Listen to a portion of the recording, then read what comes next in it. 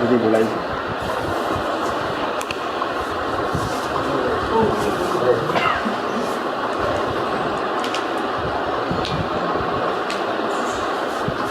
નમો પિતરાગાય નમો પિતરાગાય નમો અરિહંતાણમ નમો અરિહંતાણમ નમો સિદ્ધાણમ નમો સિદ્ધાણમ નમો આયરિયાણમ નમો આયરિયાણમ નમો વસાયાણમ નમો વજ્જાયાણમ નમો લોયે serve સાહુણમ નમો લોયે serve સાહુણમ એસો પંચ નમકારો એસો પંચ નમુકારો serve પાભકણાસનો સર્વ પાવપણાસણો મંગલાનંચ સવ્યે સે મંગલાણંચ સવ્યેસિમ પરમં હવૈ મંગલમ. પડવમ હવૈ મંગલમ.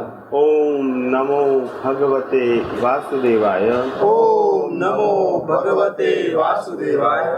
ઓમ નમઃ શિવાય. ઓમ નમઃ શિવાય. જય સચ્ચિદાનંદ. જય સચ્ચિદાનંદ. પ્રત્યક્ષ દાદા ભગવાનની સાક્ષીએ પ્રત્યક્ષ દાદા ભગવાનની સાક્ષી વર્તમાને મહાવિદ્ય ક્ષેત્રમાં વિચરતા વર્તમાને મહાવિદ્ય ક્ષેત્રમાં વિચરતા તીર્થંકર ભગવાન શ્રી સિમંદર સ્વામીને તીર્થંકર ભગવાન શ્રી સિમંદર સ્વામીને અત્યંત ભક્તિપૂર્વક નમસ્કાર કરું છું. અત્યંત ભક્તિપૂર્વક નમસ્કાર કરું છું. વાત્સલ્ય મૂર્તિ શ્રી દાદા ભગવાનને વાત્સલ્ય મૂર્તિ શ્રી દાદા ભગવાનને અત્યંત ભક્તિપૂર્વક નમસ્કાર કરું છું. અત્યંત ભક્તિપૂર્વક નમસ્કાર કરું છું.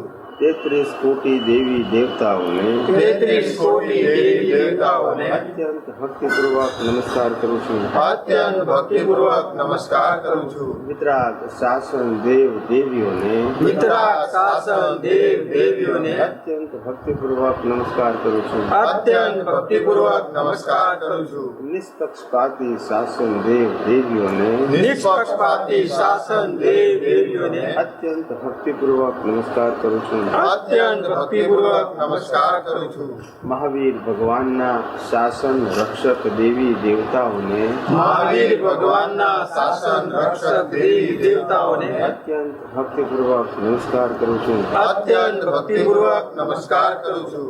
આ ક્ષેત્રના રક્ષક દેવી દેવતાઓને આ ક્ષેત્રના રક્ષક દેવી દેવતાઓને અત્યંત ભક્તિપૂર્વક નમસ્કાર કરું છું. અત્યંત ભક્તિપૂર્વક નમસ્કાર કરું છું. જગતભરના સંત પુરુષોનું યોગ બળ જગતભરના સંત પુરુષોનું યોગ બળ જગતભરના સત્પુરુષોનું યોગ બળ જગતભરના સત્પુરુષોનું યોગ બળ અને પ્રગટ જ્ઞાની પુરુષ દાદા ભગવાનનું યોગ બળ અને પ્રગટ જ્ઞાની પુરુષ દાદા ભગવાનનું યોગ બળ સમસ્ત વિશ્વનું કલ્યાણ કરો, કલ્યાણ કરો, કલ્યાણ કરો. સમસ્ત વિશ્વનું કલ્યાણ કરો, કલ્યાણ કરો, કલ્યાણ કરો. અને કલ્યાણ કરવાનું નિમિત્ત બનવાની અને કલ્યાણ કરવાનું નિમિત્ત બનવાની આમ સૌ મહાત્માઓને આમ સૌ મહાત્માઓને પરમ શક્તિ આપો, શક્તિ આપો, શક્તિ આપો. પરમ શક્તિ આપો, શક્તિ આપો, શક્તિ આપો. જગતના સર્વ જીવો સુખ અને શાંતિને પામો. જગતના સર્વ જીવો સુખ અને શાંતિને પામો. જગતના સર્વ જીવો મોક્ષને પામો. જગતના સર્વ જીવો મોક્ષને પામો. જગત કલ્યાણ હો, જગત કલ્યાણ હો, જગત કલ્યાણ હો, જગત કલ્યાણ હો, જગત કલ્યાણ હો. જગત કલ્યાણ હો.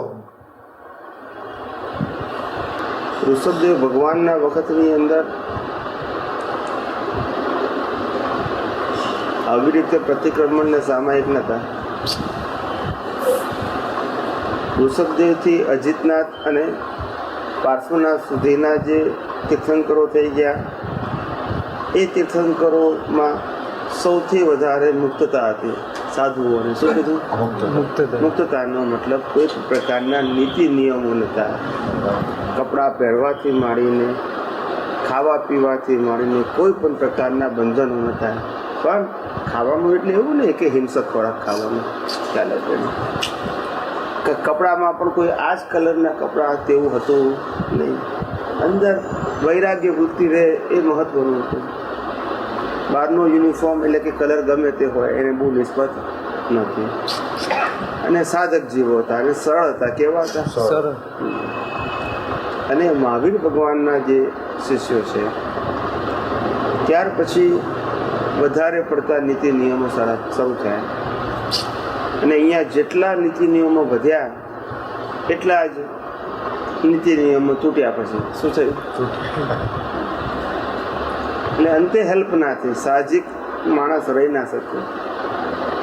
એટલે સામાન્ય જીવો નીતિ નિયમોને પકડી રાખે જડતાથી, અને યુવાનો અથવા તો વિચારકો બધા એ નીતિ નિયમોથી મુક્ત થવા માંડ્યા. શું થઈ ગયા?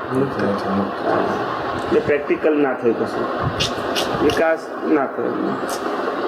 એટલે આખી દુનિયા શ્રીમદે કોઈ ક્રિયા જડ થઈ રહ્યા, શુષ્ક જ્ઞાનમાં કોઈ માને માર્ગ મોક્ષનો પરિણામ. એટલે માનવીનું જીવન આખું જે ખરેખર વિકાસ જે છે ને એ સાહજિકતામાં છે.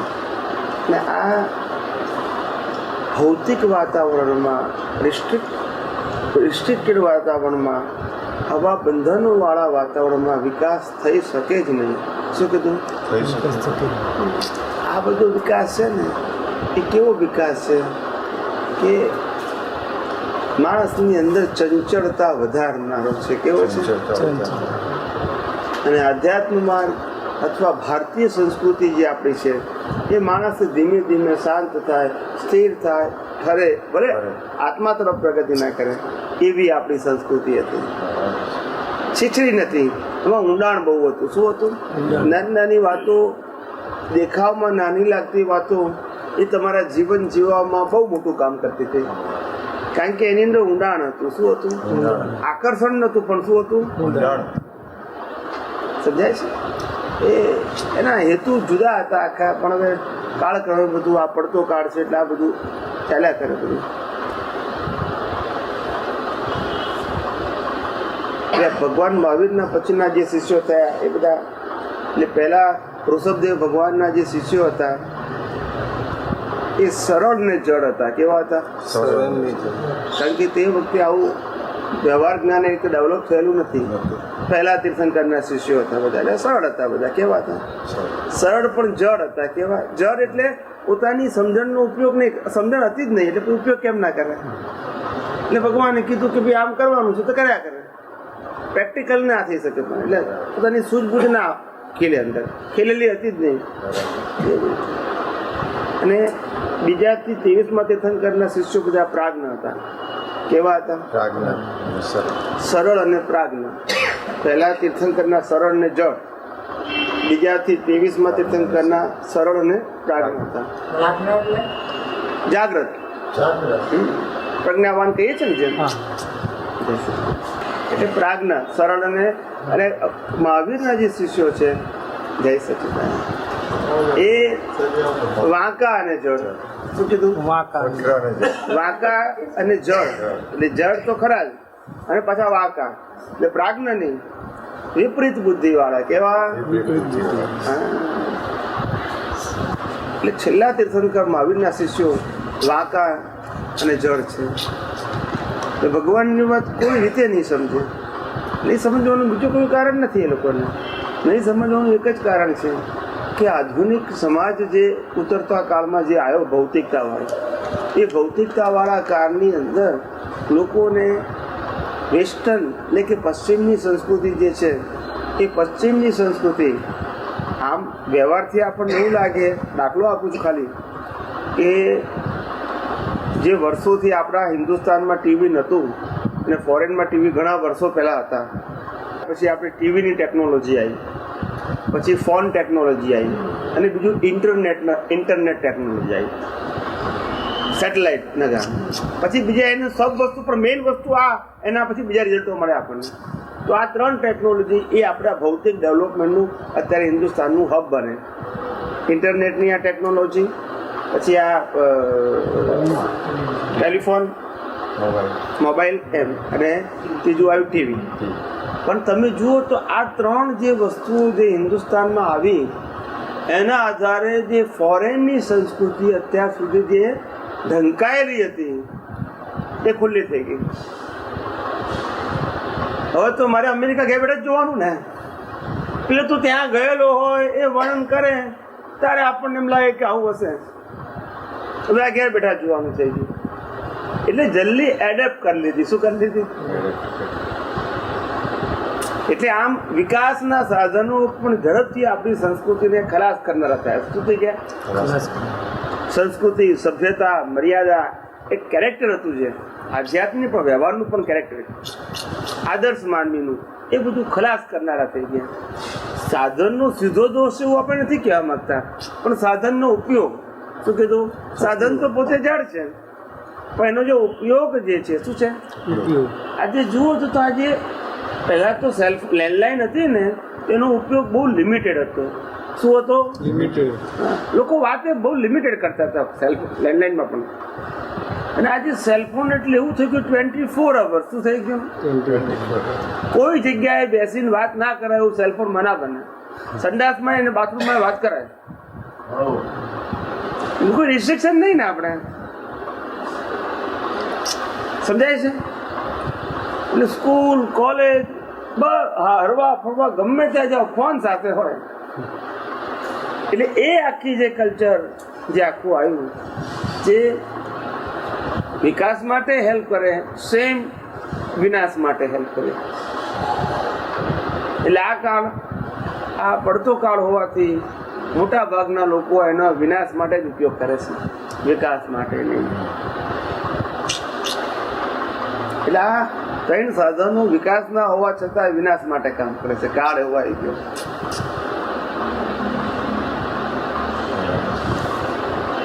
આ જ ટીવીની અંદર જ્યારે શરૂઆતમાં જ્યારે ટીવી આવ્યું, અને તે વખતે જ્યારે રામાયણ, મહાભારત, ગીતા એના કન્ટિન્યુઅસ એપિસોડ આવતા હતા, ત્યારે એ ઘણું ઉત્તમ કામ કરતું હતું.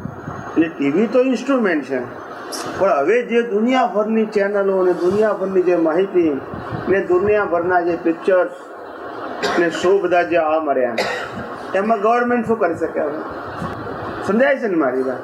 એટલે એ બધું એટલે બધું પતનના માર્ગે પડતો. એટલે ભગવાન મહાવીરના જે ઋષભદેવ ભગવાનના જે શિષ્યો હતા, એ શિષ્યો કેવા હતા? સરળ અને જડ. એટલે ભગવાન આમ કોઈ જગ્યાએ બહાર ગયા હોય વિહાર કરવા માટે, ને એમને લાગે કે અડધો પોણો કલાક જેવું થાય એવું છે, તો એ ભગવાન કહી જાય એમના શિષ્યોને કે ભાઈ હું આવું ત્યાં સુધી સાષ્ટાંગ વંદન કર્યા કરજો, સાષ્ટાંગ પ્રણામ કર્યા કરજો. એ સાષ્ટાંગ વંદન કરો એવું કીધું. એટલે ભગવાન પછી બહાર ગયા અને પછી પાછા આવે કે આ શિષ્યો સાષ્ટાંગ પ્રણામ કર્યા જ કરતા. તે ભગવાન તો એ વખતે એવું હોય કે ભાઈ અડધો પોણો કલાકમાં પાછું આવીશ, પણ 4-5 કલાક થાય તો આ લોકો ચાલુ રાખે. સમજાય છે? જય સચિદાનંદ. એટલે શું છે? સરળ ખરા, પણ કેવા? જડ. સમજાય છે? સરળ જે કે એને સિન્સિયરલી ફોલો કરે, પણ પ્રેક્ટિકલ ના હોય, એટલે પ્રાજ્ઞ ના હોય. શું ના હોય? તો બી ભગવાને આ આધારે કીધું છે હવે આપણે અડધો પોણો કલાક થઈ ગયો, હવે આપણે જરૂર નથી. પણ એ પ્રાજ્ઞ હોય તો ખબર પડે. સરળ હતા પણ પ્રાજ્ઞ નતા. સમજાય છે? એટલે પછી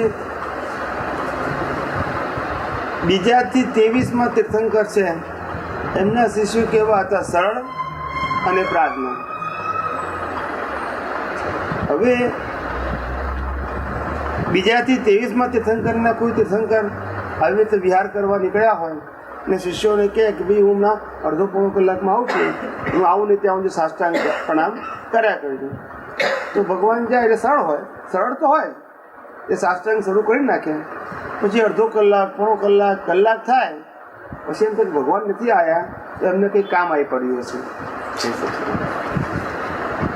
તેમને કંઈ કામ આવી પડ્યું હશે. પછી અડધો પોણો કલાક થાય એટલે પછી બંધ કરી દે એ લોકો. એટલે સરળ અને પ્રાજ્ઞ હોય. કેવા હોય? એ ભગવાનની આજ્ઞાનો વિરોધી ના હોય, પણ પ્રાજ્ઞ હોય. એટલે ખ્યાલ આવે ભગવાનનો આશય આવો હતો કે હું અડધો પોણો કલાકમાં આવશું, તો કલાક સુધી ના આવ્યા તો એમને કંઈ બહાર સંજોગ એવા બન્યા હશે, ના આવી શક્યા, આપણે હવે બંધ કરી દઈએ. અને 24માં પહેલા તીર્થંકર, બીજાથી 23માં તીર્થંકરના આવા, અને આ 24માં તીર્થંકર મહાવીરના શિષ્યો વાંકા અને જળ. મહાવીર એમ કે ભાઈ હું અડધો પોણો કલાકમાં વિહાર કરીને પાછો આવું છું, તમે સાષ્ટાંગ કર્યા કરજો. એટલે એ લોકો ભગવાનની હાજરીમાં સાષ્ટાંગ વંદન કરે. જેવો ભગવાન બાયણું મૂકે એટલે બધા બંધ કરી દે.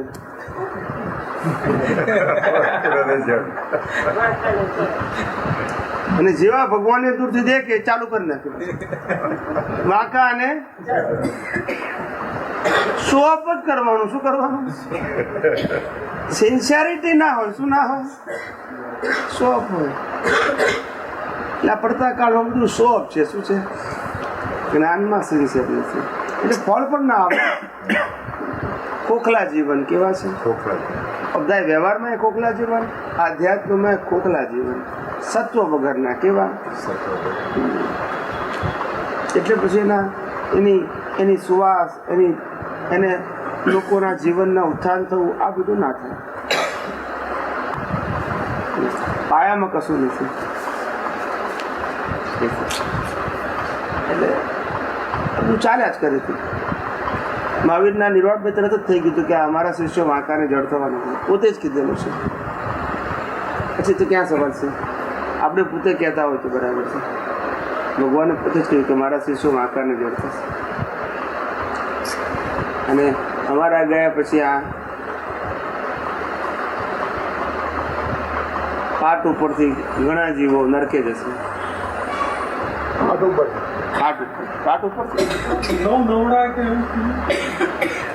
ભગવાનની પોતાની વાત છે, આપણી પોતાની વાત નથી. કોઈ એસ્ટ્રોલોજરની વાત નથી. કારણ કે કાળ પડતું છે જાણતા પાટ ઉપરથી કેવું ને એમના ગયા પછી જો ને પરંપરાગત પાઠ પછી કળિયુગ બેસી ગયો ને પછી તો એ ગયા એમ નિર્વાણ થયું તરત કળિયુગ બેસી ગયો. પછી 2500 વર્ષ ભસ્મ ગ્રહની અસર રહી. એટલે કોઈ આ બધું જ્ઞાન બધું વિચ્છેદ થઈ ગયું. શું થઈ ગયું?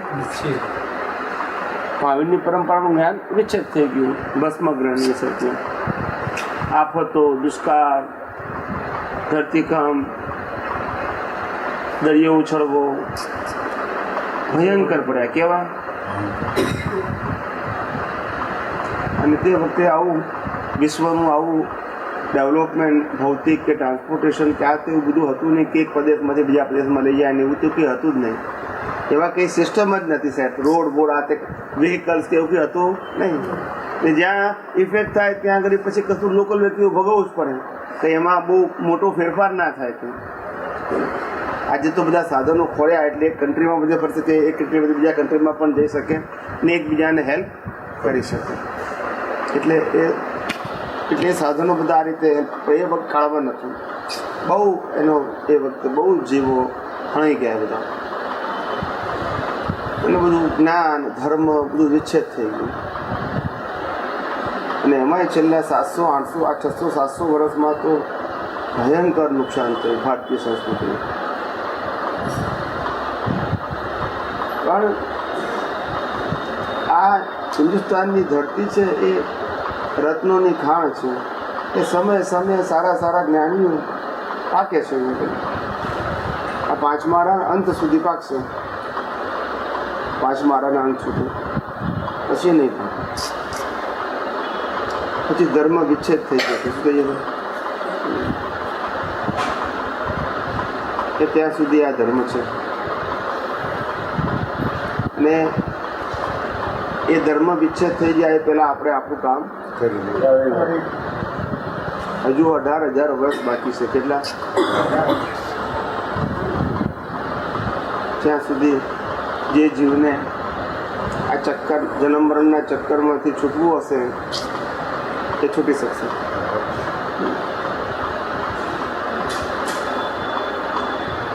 બાકી આ ક્ષેત્રમાં ભયંકર પરિસ્થિતિ ખરાબ થવાની.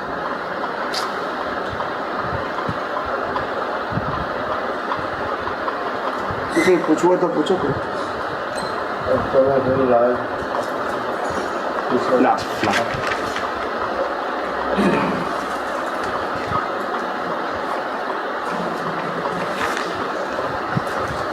કાલે જ નિશ્ચયની જાગૃતિ માટે શું કરવું એ એક વાત હતી. કર્મભૂમિ અકર્મભૂમિ ક્વેશ્ચન આ ક્યાંથી લાયા?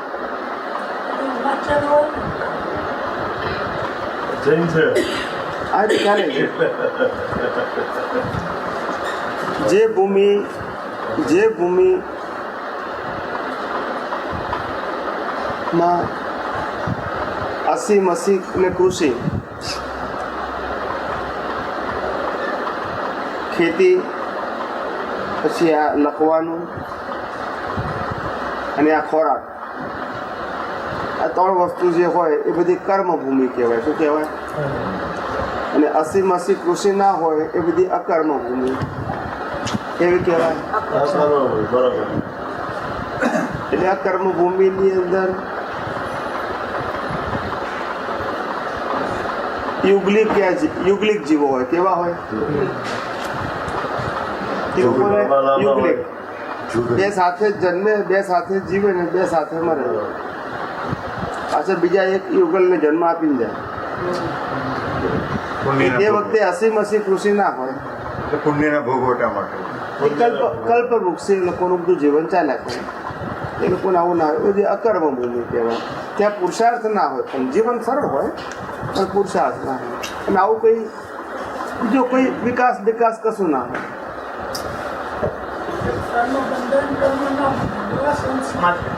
હા?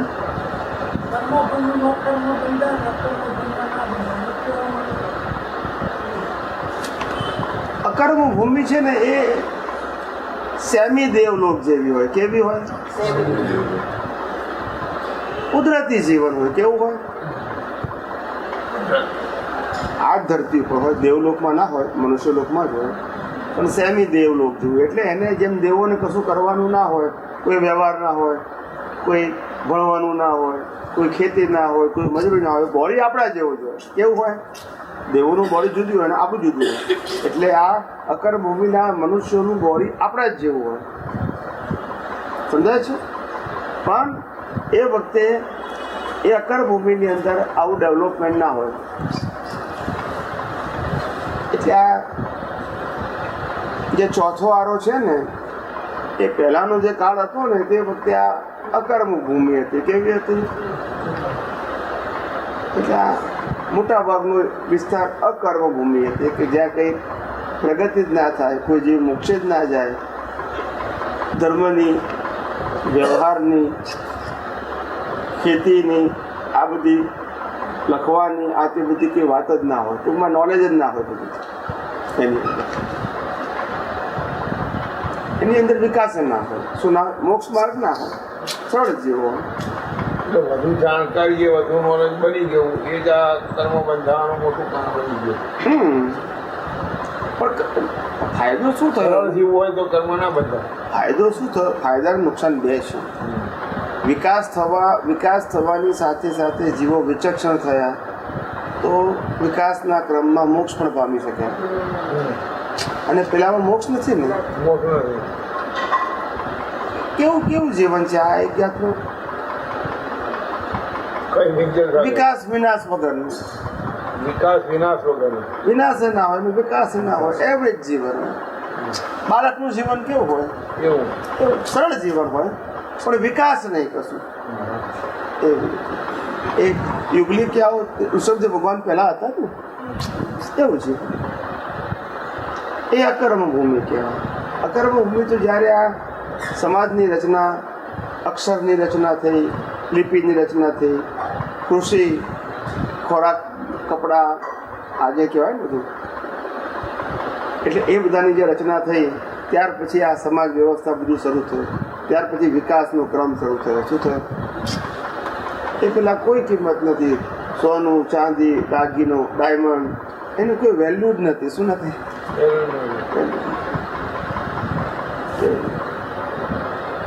અને એવું કહેવાય છે ઇતિહાસની અંદર કે જ્યારે ઋષભદેવ ભગવાન જ્યારે વિચરતા હતા અને ત્યારે ભગવાનની પધરામણી થવાની હોય ત્યારે એમની જે દાસીઓ હોય, શું કીધું? દાસી. એ દાસીઓ ઘરના આંગણામાં અથવા ભૂમિમાં રંગોળી કરે તો રંગોળીમાં કલર ના હોય. એ સાચા હીરા હોય ને, સાચા હીરા, કલરિંગ હીરા, એ હીરાને આમ કરે એટલે પૂરું થઈ જાય. શું થઈ જાય? એટલી તાકાતવાળા હતા. કેવા હતા? પણ આમ તો હીરો જલ્દી કપાય નહીં. શું કીધું? એટલે ડાયમંડ કટર કે ડાયમંડ લોખંડને કાપી શકે, ડાયમંડ ભલભલા પથ્થરને કાપી શકે, ડાયમંડ કટર. પણ એ હીરાને લોકો આમથી આમ મસળી નાખે એટલે ભૂકો થઈ જાય. એ બી તાકાતવાળા થાય. એટલે એની રંગોળી કરે લોકો, એ ડાયમંડની રંગોળી કરે. એ કાળની વાત છે. એક તો વેલ્યુ નથી ને એ વખતે, પથ્થરની ડાયમંડની વેલ્યુ નથી કે આ ડાયમંડ છે, એની આ કિંમત છે. એ રીતે એને જોતા જ નતા ને. એક જાતનો ચળકતો પથ્થર, કલરિંગ, બસ. એટલે એવું હતું. એટલે એ રીતે એ અકર્મ ભૂમિ જે છે એમાં કંઈ કર્મ ના બંધાય. સરળ જીવો હોય, એમ કેવાય અવિકસિત જીવો, બાળ જીવો જેવા કહેવાય. ને કર્મ ભૂમિ એટલે વિકસિત જીવો. પણ વિકસિત જીવો હોય દેવલોકમાં જઈ શકે, નરકલોકમાં જઈ શકે, પશુઓનીમાં જઈ શકે, મનુષ્યોનીમાં પાઈ શકે અને મોક્ષે પણ જઈ શકે. આ કાળમાં મોક્ષ બંધ થઈ ગયો. બાકી અહીંયા વિકાસ, આ કર્મભૂમિમાં તો મોક્ષ માર્ગ ચાલુ હોય. શું છે અહીંયા કાળચક્રને કારણે બંધ થઈ ગયું. આ મહાવિદ્ય ક્ષેત્ર છે એ કર્મભૂમિ કહેવાય, જ્યાં વારે માસ સદાય માટે ત્યાં આગળ કર્મભૂમિ, એટલે ત્યાં ચાલુ જ હોય મોક્ષ માર્ગ, બંધ ના હોતું નહીં. અહીંયા આગળ થઈ જાય હોય, મોક્ષે જવાનું ચાલુ જ હોય ત્યાં આગળ. કોઈ જગ્યાએ બંધ હોય જ નહીં, કોઈ દિવસ બંધ થાય નહીં. કેટલાય જીવો કે વિજ્ઞાનને પામતા હોય ને મોક્ષે જાય. વ્યવહાર રાશિ ને અવ્યવહાર રાશિ. આ વ્યવહાર રાશિ ને અવ્યવહાર રાશિ એટલે જે જીવો આ વિકાસના ક્રમમાં નથી આવ્યા એવા એકેન્દ્રિય જીવો છે, નિગોદના જીવો. હા, પણ નિગોદના જીવો એ બધા અવ્યવહાર રાશિ કહેવાય. શું કહેવાય? અવ્યવહાર રાશિ એટલે વિકાસના ક્રમમાં આવ્યા નથી તે. સમજ્યા છે ને? એ બધા અવ્યવહાર રાશિ અથવા નિગોદના જીવ કહેવાય. અને વ્યવહાર રાશિના જીવો એટલે એકેન્દ્રિયથી પછી 2 ઇન્દ્રિયમાં, 3 ઇન્દ્રિયમાં, 4 ઇન્દ્રિય, 5 ઇન્દ્રિય, પછી મનુષ્યમાં આવે. અને મનુષ્યમાં પછી બધે ફર્યા કરે, દેવલોક, નરકલોક, પશુઓની બધે ફર્યા કરે. એ બધા વ્યવહાર રાશિ કહેવાય. હે, એક ઇન્દ્રિય હોય ને, સુસુપ્ત અવસ્થામાં હોય, પણ એક ઇન્દ્રિય તો હોય. નહીં તો જીવ કેમનું કહેવાય? ઇન્દ્રિય જ ના આવે તો જીવ કેમનું કહેવાય? એટલે એને એકેન્દ્રિય કહેવાય. પણ આ વ્યવહાર રાશિમાં એકેન્દ્રિય, પેલા એકેન્દ્રિયમાં ફેર ઘણો હોય.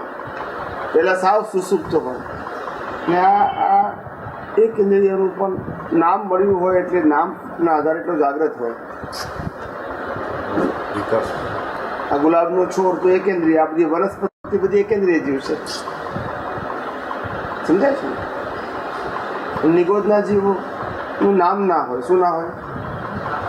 જે વ્યવહાર રાશિમાં આવ્યા હોય એનું જ નામ હોય. એક ઇન્દ્રિયમાં પણ જે વ્યવહાર રાશિમાં આવ્યો હોય ને એનું જ નામ હોય. એ વિકાસનો ક્રમ છે. શું છે?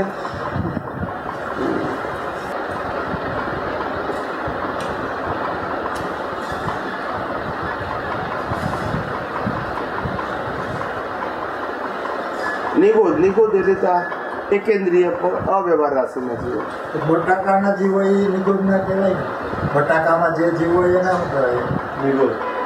બટાકાના જીવો, બટાકા તો નામ પડ્યું ને, પણ એટલે એમાં હોય એ જીવોને શું કહેવાય? જેનું નામ પડે એને એકેન્દ્રિય જીવ ના કહેવાય. જેનું નામ ના પડે એકેન્દ્રિય જીવ કહેવાય. આ બટાકાના જીવો તો બટાકાનું તો નામ પડ્યું ને, તો એને નિગોદ જ કહેવાય ખાલી. નિગોદના જીવોનું નામ જ ના હોય, એને કોઈ ટાઇટલ જ ના મળે. બટાકું તો અનંતકાય જીવો કહેવાય. શું કહેવાય? પણ નિગોદનો જીવ ના કહેવાય. નિગોદ ના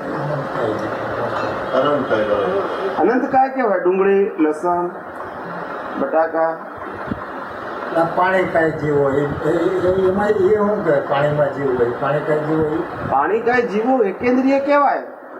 પાણીકાય જીવો તો પાણીકાય જીવો એ નિગોદના જીવ ના કહેવાય. અહીંનો કોઈ પણ જીવ નિગોદ તો કહેવાય જ નહીં. એનો એમ જ થયો ને. આપણે જે અહીંયા હોય વ્યવહાર સાથે સંકળાયેલા જીવો હોય તે નિગોદના જીવ ના હોય. નિગોદના જીવ અવ્યવહાર રાશિ, એટલે જેને વ્યવહાર સાથે કોઈ વ્યવહાર હંમેશા હોય તો નામ પડી જોઈએ એનું. શું છે?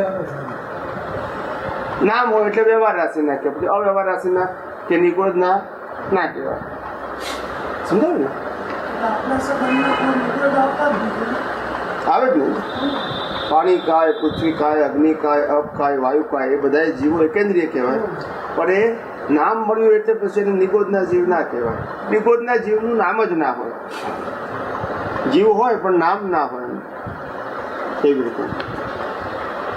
અને એની ઉત્પત્તિ આપણે જીવ થાય છે ને, જેવી આપણે જેવી થાય છે મનુષ્યમાં ઉત્પન્ન થાય છે. મનુષ્યમાં બે વિરોધાભાસી જીવો ઉત્પન્ન ભેગા થાય એટલે જીવ ત્રીજો ઉત્પન્ન થાય. એવું જે હોય એ નિગોદમાં ના હોય. નિગોદમાં એકમાંથી એક ઉત્પન્ન થાય. શું થાય? બીજો ઉત્પન્ન થાય. એકમાંથી પછી બીજો, બીજામાંથી ત્રીજો, એવી રીતે. અને આ વ્યવહાર રાશિમાં બે સ્ત્રીલિંગ પુરુષલિંગ ભેગા થાય ત્યાર પછી ત્રીજો જીવ ઉત્પન્ન થાય. એ બધા વ્યવહાર રાશિમાં એવું જ હોય. સમજે છે? આ એકેન્દ્રિય બધામાં. પેલામાં એવું ના હોય. એકમાંથી બીજો ઉત્પન્ન થાય એવું હોય. નિગોદની અંદર હોય તો જીવ હોય ને જન્મ મરણ તો હોય ને. જીવ હોય ને જન્મ મરણ તો હોય. બહુ આયુષ્ય તો બહુ નાના હોય, અલ્પ હોય. કેવા હોય? આંખના પલકારામાં કેટલા આયુષ્ય થઈ જાય? 100 સાલમાં 17.5 વખત જન્મ મરણ થાય. અલ્પ જેવી હોય. કેવા? સમય 2 સમય 5 સમય 10 સમય માટે જીવતા હોય. એ લોકોનું આયુષ્ય ના હોય. જન્મે મરે ચાલ્યા જ કરે. પછી ડેવલપમેન્ટ જ ક્યાં રહ્યું? આમથી આમ અથડાય કરે. વ્યવહાર જ અવસ્થા ને ટોટલ વ્યવહાર જ અવસ્થા હોય ને એમાં. વિકાસ નથી કશું. પછી જીવ એકેન્દ્રિયમાંથી પંચેન્દ્રિય અને મનુષ્યમાં પહોંચ્યા. પુણ્ય ક્યાંથી લાવે છે? પુણ્ય ક્યાંથી લાવે છે? અને અભય યોનિમાં લખ્યું છે. અભવ્ય શબ્દ છે કે શું?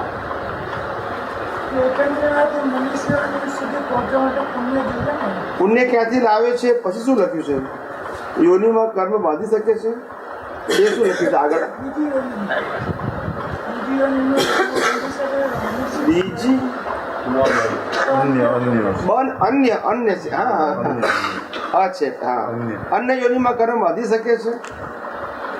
મનુષ્ય સિવાય પેલી વસ્તુ કે મનુષ્ય સિવાય કોઈ યોનિમાં કર્મ બંધાતા જ નથી.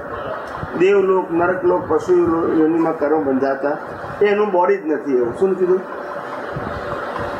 એનું બોડી જ એવું નથી કે જે કર્મ બંધાય એમ. એ ત્રણે બોડી ખાલી કર્મ ભોગવવા માટે છે. One way. આ જ બોડી એવું છે કે જે કર્મ ભોગવવાના છે, નવા કર્મ બાંધી પણ શકે છે. આ યોનિમાં બીજી કોઈ જગ્યાએ નથી. એટલે આ યોનિમાંથી મોક્ષ પણ જઈ શકાય છે અને ચારે ગતિઓમાં ભટકી પણ શકાય છે. બીજે કોઈ જગ્યાએથી ભટકવાનું ના હોય, અહીંથી જ ત્યાં જવાનું હોય. આ દેવલોકમાં જવું હોય તો દેવલોકમાં બીજા એકેન્દ્રિય, 2 ઇન્દ્રિય, 3 ઇન્દ્રિય, 4 ઇન્દ્રિય, 5 ઇન્દ્રિયના જીવોથી ના જઈ શકાય. પણ મનુષ્યોથી જ ત્યાં દેવલોકમાં જઈ શકાય. મનુષ્યમાં જન્મ્યા પછી કર્મથી મનુષ્યમાંથી જ નરગતિમાં જાય. કોઈ સીધો નરગતિ ના જાય. સમજાય છે? અહીંયા કર્મ બાંધે એટલે કર્મ એને ગતિ આપે. શું આપે? એના કર્મ જ એને ખેંચી જાય ત્યાં કરી. બીજે કોઈ જગ્યાએ કર્મ કોઈને સત્તા જ નથી એટલે ગતિ આવવાનો પ્રશ્ન નથી. ખાલી ડેવલપમેન્ટ છે. શું છે? First time. એક ઇન્દ્રિયમાંથી 2 ઇન્દ્રિયમાં, 2 માંથી 3, 3 માંથી 4 ને 4 માંથી અને પછી મનુષ્યમાં. પછી મનુષ્યમાં આવ્યા પછી બુદ્ધિ મળે. મનુષ્ય પહેલા બુદ્ધિ હોય પણ સંજ્ઞા રૂપે હોય. પછી અહીંયા બુદ્ધિ આવે એટલે વિકાસ થાય, એનો ઉપયોગ કરે એટલે પછી કર્મ બંધાય. પછી એની ગતિ નક્કી થાય. પછી બુદ્ધિને કારણે જ કર્મ બંધાય છે એવું થયું ને? હા, બુદ્ધિ એ પણ વિકાસ છે ને. પછી બુદ્ધિનો ઉપયોગ એ જુદી વસ્તુ છે. બુદ્ધિ તો જોયું જ ને. આ જગતને સમજી કઈ શકે પછી એનાથી જ કરતા ભોગતાની બધું બુદ્ધિથી સવળું એ સમજાય ને અવળું એ સમજાય. સવળી બુદ્ધિ ને અવળી બુદ્ધિ. તો બુદ્ધિ ના આવે તો કેમ ન સમજાય? કે આના બુદ્ધિ જ નથી એટલે કે સમજણ ના પડે શું કરીએ? એટલે બુદ્ધિ જરૂરી છે પણ સમ્યક થયેલી. એટલે એકેન્દ્રિયથી પંચેન્દ્રિય અને મનુષ્યમાં પહોંચવા પુણ્ય ક્યાંથી લાવે છે? પુણ્ય ના, એ લોકોને કર્મ બંધાય. એકેન્દ્રિયથી પંચેન્દ્રિયના જીવો ફર્સ્ટ ટાઈમ જ્યારે હોય ત્યારે કર્મ બંધાય, પણ એ કર્મ કેવા? વિકાસના ક્રમના. કેવા? ગતિ ના બદલાય. શું ના બદલાય? પણ એ કર્મ કેવા હોય? કર્મ કરવા સ્વરૂપે ના કરી શકે.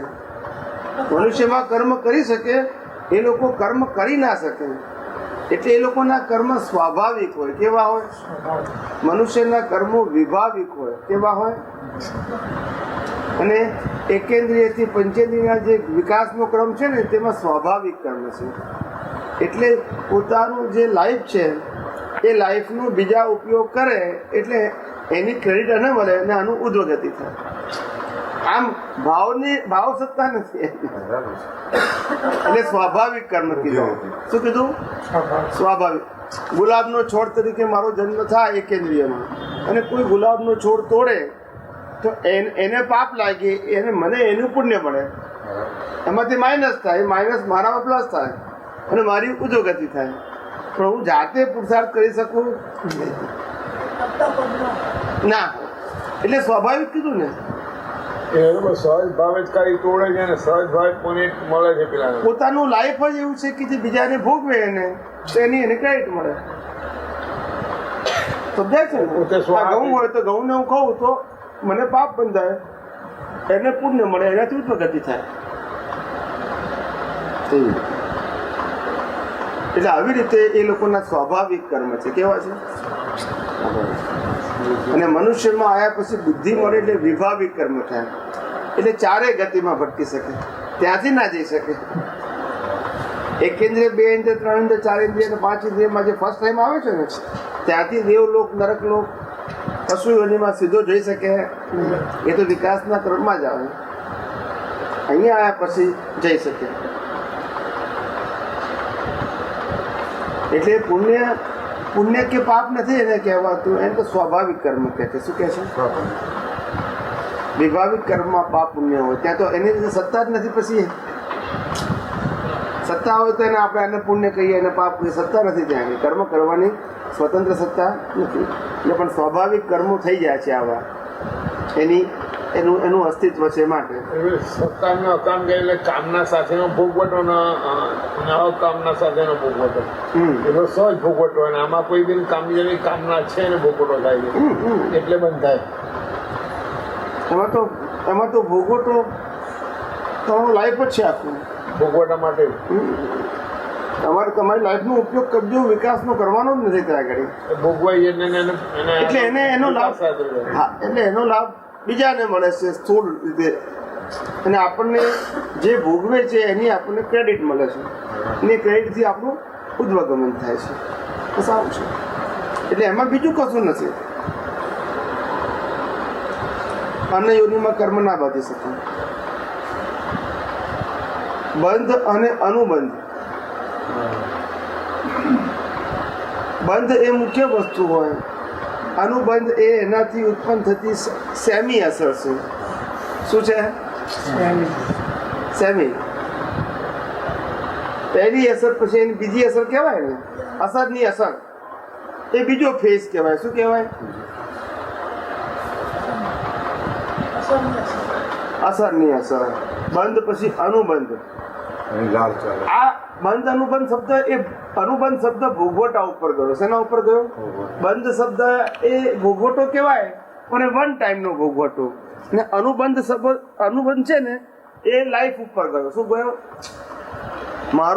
મારો પગ ભાગી જવો એને બંધ કહેવાય.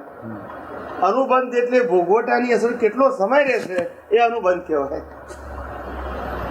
સમજાય છે મારી વાત? હવે મને ફ્રેક્ચર થઈ ગયું હોય અને 15 દિવસમાં સારું થઈ જાય, કેટલાકને 6 મહિને સારું થઈ જાય, કેટલાકને 6 વર્ષે થાય, તો એ અનુબંધ કહેવાય. જે પહેલી વખત થયું તો બંધ બધાને કોમન હોય. કેવો હોય?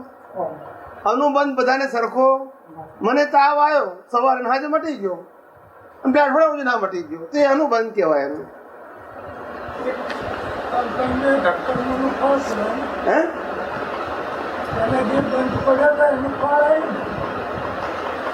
કર્મનું બંધ જુદી વસ્તુ છે ને આ બંધ શબ્દ તમે અહીંયા લાયા છો તે જુદી વસ્તુ છે. પેલો તો કર્મ બાંધ્યું તારે એને બંધ કહેવાય. અનુબંધ એટલે એનો ભોગવટાનો ટાઈમ.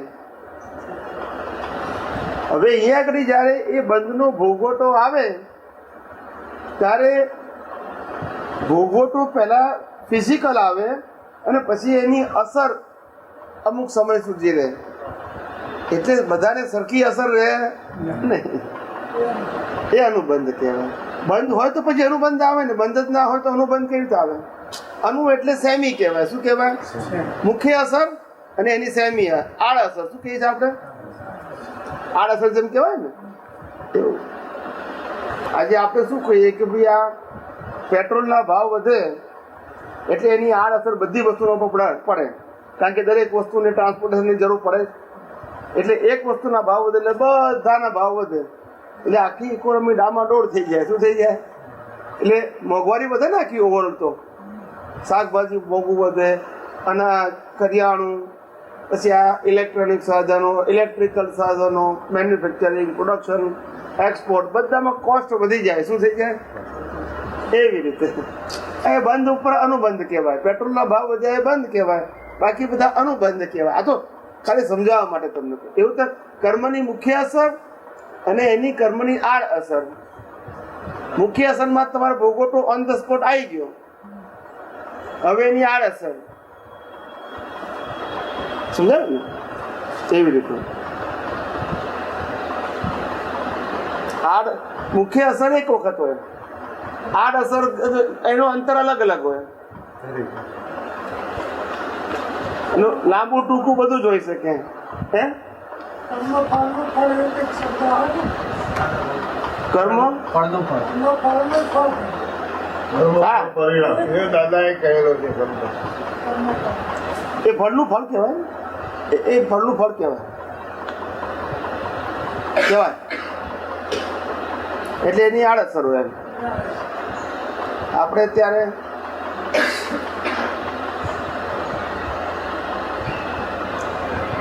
રસ્તામાં ચાલતા હોઈએ અને કેળાની છાલ ઉપર પગ પડે અને પગ ભાગી જાય તો કે આપણે તો ઈચ્છા હતી નહીં.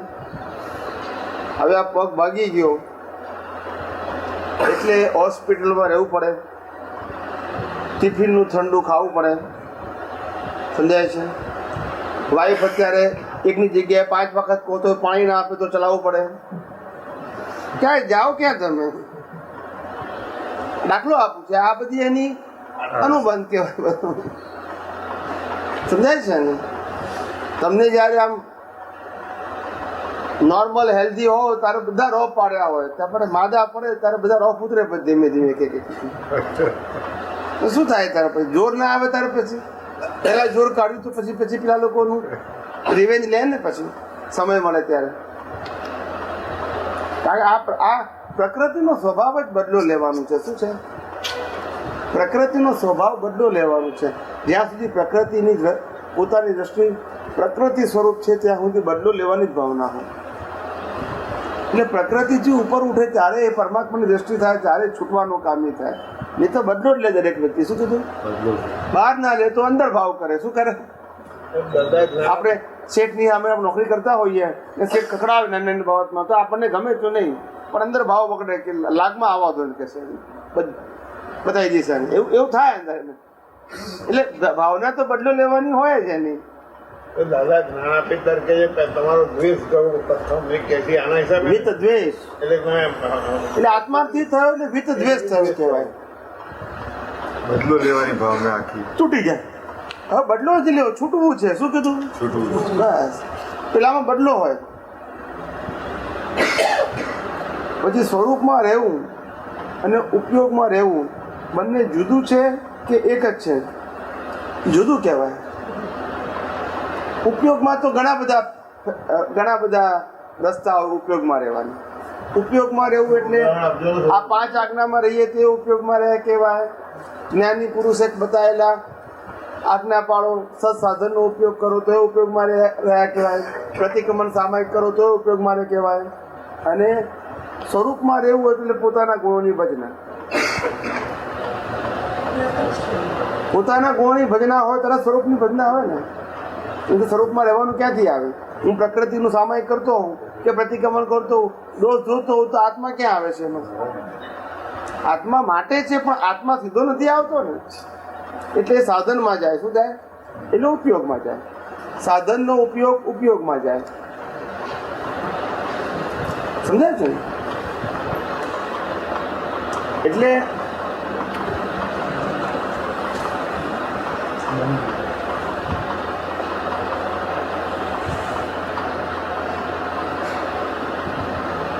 બંને જુદું છે. શું છે? એક નથી. સ્વરૂપમાં રહેવું અને ઉપયોગમાં રહેવું બંને જુદી વસ્તુ છે. ઉપયોગ એટલે ઘણા બધા પ્રકારનો પુરુષાર્થ, ને સ્વરૂપમાં તો એક જ વસ્તુ છે, પોતાના શુદ્ધ ઉપયોગમાં. ચાલો, આત્મ સ્વરૂપમાં રહેવું છે. ઉપયોગ તો ઘણા બધા પ્રકારના હોઈ શકે. આત્મા તરફના પણ ઉપયોગ ઘણા બધા હોય. સત જ્ઞાની પુરુષે બતાવેલા તમામ સત સાધનો, એમની આજ્ઞા ધર્મ, એમનું બતાવેલું સામાયિક પ્રતિક્રમણ, આ બધું ઉપયોગમાં જાય. એ બધું ઉપયોગમાં જાય. ઉપયોગમાં તો જાય, એ સ્વરૂપમાં ના જાય, સ્વરૂપના ઉપયોગમાં ના જાય. સ્વરૂપનો એ ઉપયોગ કહેવાય કે સ્વભાવમાં રહેવું એ જુદું કહેવાય? અત્યારે તો ઉપયોગ જ કહેવાય. જુદું કહેવાય પણ તો અત્યારે તો ઉપયોગ રૂપે જોઈએ. પેલું સ્વરૂપમાં રહ્યો એ ઉપયોગ ના કહેવાય, પણ સ્વરૂપમાં રહેવા માટેનો જે પુરુષાર્થ એ ઉપયોગમાં જ જાય. અત્યારે તો ઉપયોગ જ હોય. સ્વરૂપનો રહેવાનો આધાર કે આ આત્માના ગુણની ભજના એ ઉપયોગમાં જ જાય. એ તો સ્વરૂપમાં રહેવાનું ક્યારે કોને હોય કે આ સ્પષ્ટ વેદન છે. સ્પષ્ટ વેદન, એ સ્પષ્ટ વેદન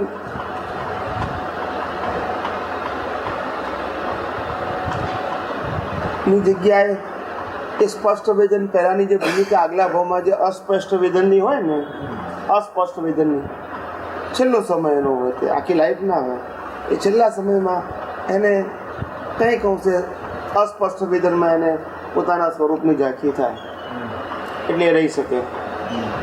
તે સ્પષ્ટ ના થાય, અસ્પષ્ટ વેદન.